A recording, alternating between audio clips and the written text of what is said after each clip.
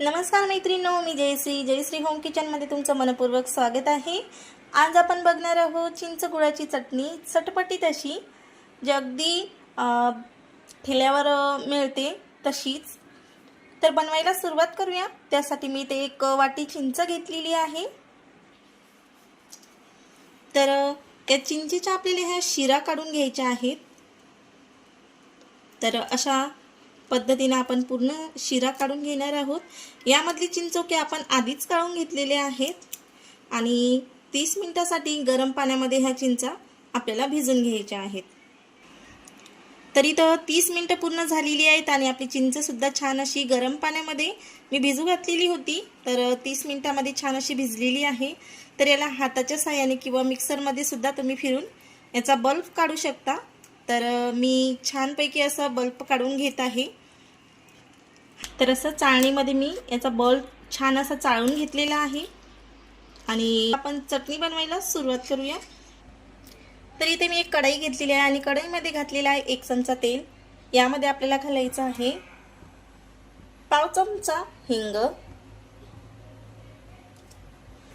तर हिंग छान असं फ्राय झालेला आहे। तर यावर आपल्याला चिंचेचा कोळ घालायचा आहे। तर मी ही चिंचेचा कोळ काढताना यामध्ये अर्धा ग्लास पाणी घातलेलं होतं आणि त्यानंतर मी चिंचेचा कोळ काढून घेतलेला आहे।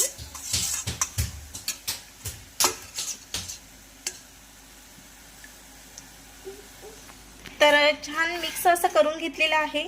तर यामध्ये आपल्याला काही जिन्नस घालायची आहेत। तर ती कुठली जिन्नस घालायची ते बघूया। तर इथे मी जिरे पावडर घेतलेली आहे, साधं मीठ, काळं मीठ आणि बडीशोपची पावडर बनवून घेतलेली आहे। तर हे सर्व जिन्नस यामध्ये घालणार आहोत आणि छान असं मिक्स करून घ्यायचं आहे।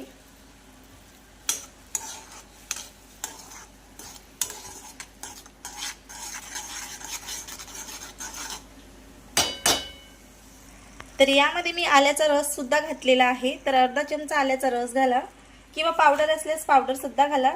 सॉरी, टाकता वेळेस शूट घ्यायचं विसरले। आणि यामध्ये आपण घालणार आहोत आता लाल मिर्च पावडर पाव चमच। याने सुद्धा चव अप्रतिम येते आणि छान असं मिक्स करून घ्यायचं आहे। अगदी बाहेर मिळते ठेल्यावर त्याच पद्धतीची ही चटणी तयार होते।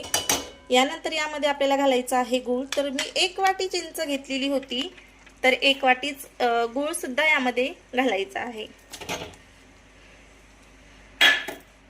आणि छान असं मिक्स करून घ्यायचं आहे।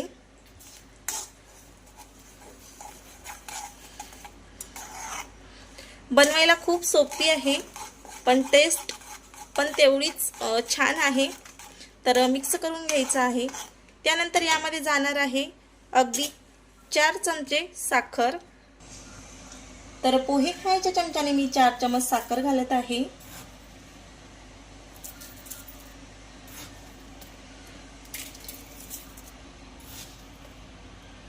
जेवढं पण आपण माप घेतो त्याचबरोबर आपल्याला गूळ वापरायचा आहे आणि त्याच्या अर्धी आपल्याला साखर वापरायची आहे।